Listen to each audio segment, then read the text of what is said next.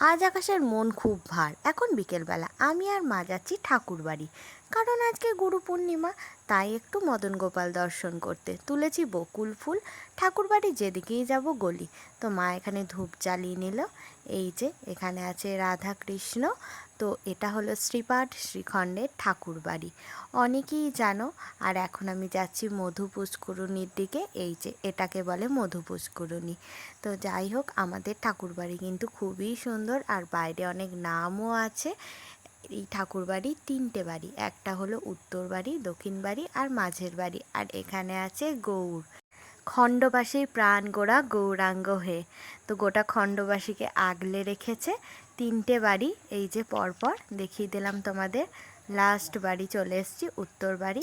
তোমরা সবাই দেখতে এসো আমাদের শ্রীপাঠ শ্রীখণ্ডের ঠাকুর বাড়ি। কাটোয়া বর্ধমান যেতে শ্রীখণ্ড পড়ে। তো সবাই দেখতে এসো।